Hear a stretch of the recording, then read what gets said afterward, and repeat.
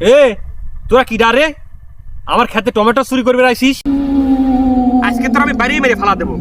সহেল তাকে চাচা, এগুলো তো আমার, তুমিও কি টমেটো নিতে এসেছো? গায়ের এক কোণে অবস্থিত ছিল আব্দুল চাচার টমেটোর ক্ষেত।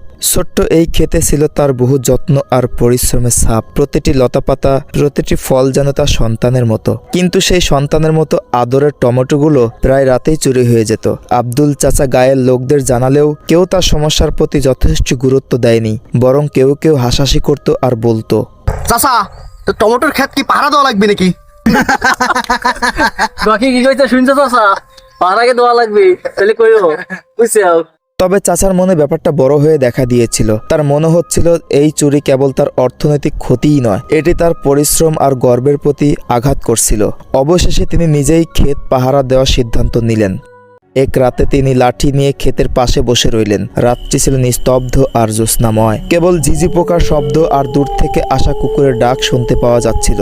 ঘণ্টাখানেক পর হঠাৎ করেই একটা শব্দে চমকে উঠলেন চাচা। মনে হলো কেউ যেন তার ক্ষেতে ঢুকেছে। তিনি সাহস করে এগিয়ে গেলেন। অন্ধকারের মধ্যে একটি অবয়ব দেখতে পেলেন। কাছে গিয়ে দেখলেন লোকটি সহেল, তার পাশের বাড়ির এক যুবক। সহেল এক হাতে টমেটো তুলে নিচ্ছে আর অন্য হাতে চাচার দিকে তর্জনী উঁচিয়ে কিছু বলতে চাইছে।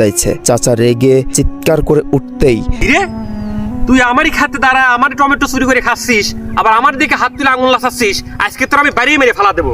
সহেল তাকে ধরে নিয়ে একটি গাছের সাথে বেঁধে ফেলল। তারপর একের পর এক আঘাত করতে শুরু করলো। ব্যথায় চাচার চোখে অন্ধকার নেমে এলো। তিনি সজ্ঞাহীন হয়ে পড়লেন। সকালবেলা গায়ের লোকজন চাচাকে উদ্ধার করলো। জ্ঞান ফিরলে তিনি কাহিনী শোনালেন এবং বললেন, সোহেল আমার মারছে, আমি নিশ্চয়ই দেখছি। তার কথা শুনে সবাই বিস্মিত। কিন্তু অবাক করার বিষয় হলো, গ্রামের মেম্বার ও লোকজন নিয়ে চাচা যখন সোহেলের বাড়িতে গেলেন, তখন দেখা গেল সোহেল বাড়িতে নেই। সোহেলের বাড়ি থেকে জানানো হলো সোহেল 1 মাস আগে শহরের চাকরিতে যোগ দিয়েছে। চাচা বিশ্বাস করলো না, কিন্তু সোহেলের বাড়ির আশেপাশের মানুষের কথা আর তার মায়ের কথা মিলিয়ে বুঝলেন বিষয়টি সত্য। তাহলে যা দেখলেন তা কি মিথ্যে? তার চোখের সামনে যা ঘটেছিল তা কি শুধুই দুঃস্বপ্ন? তিনি নিজেকেই প্রশ্ন করতে লাগলেন। গ্রামের লোকজন বলল, এসব ফালতু কথা বাদ দেন, আপনার মনের ভুল করেছেন। কিন্তু চাচার মনে শান্তি এলো না। তিনি ভাবলেন, আর একটা রাত আমার পাহারা দেয়াই লাগবি, জবে করেই হোক আমার প্রমাণ করাই লাগবি যে আমি যা করছি এটি সত্যি। এলাকার পোলাপান তেরা বিশ্বাস করতেছে না যে আমি যা করছি এটি সত্য, কিন্তু যেভাবে হোক আমার প্রমাণ করাই লাগবি যে আমি যা দেখতেছি, আমার সাথে যা ঘটতেছে এটাই বাস্তব। দ্বিতীয় রাতে আব্দুল চাচা আরো দৃঢ় মনোভাব নিয়ে টমেটোর খেতে গেলেন। তার মন ভয়ে ভরা, কিন্তু সঙ্গে ছিল চোর ধরার তীব্র ইচ্ছা। গায়ের লোকেরা তার কথা না বিশ্বাস করায় তিনি আরো ক্ষুব্ধ ছিলেন। এবার তিনি প্রমাণ করেই ছাড়বেন তার বাগানে সত্যিই চুরি হয়। রাত গভীর হতে লাগলো। আকাশে মেঘ জমেছিল, কোনো চাঁদের আলো ছিল না। চারপাশটা ছিল আরো বেশি অন্ধকার। কুকুরের ডাক, ঝিঝি পোকার ডাক আর মাঝে মাঝে গাছের পাতার মর্মর ধ্বনি। আব্দুল চাচা লাইটের আলো নিভিয়ে অন্ধকারে বসে থাকলেন, যেন কেউ বুঝতে না পারে তিনি পাহারা দিচ্ছেন। সময় কেটে যাচ্ছিল ধীরে ধীরে। হঠাৎ করে একটি চিত্র আবির্ভূত হলো তার চোখের সামনে। দূরের ক্ষেতে এক কোণে টর্চের আলো পড়লো। আব্দুল চাচা সেই দিকে এগিয়ে গেলেন। কাছে যাওয়ার সঙ্গে সঙ্গে তিনি দেখলেন একটি ছায়ামূর্তি।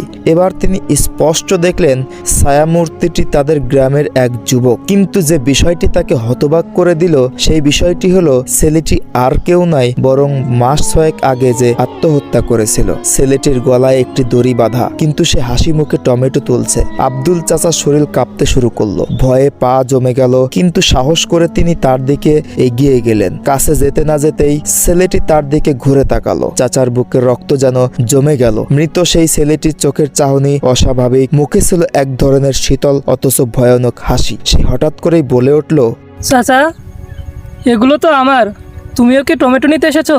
চাচা ভয়ে কিছু বলতে পারলেন না।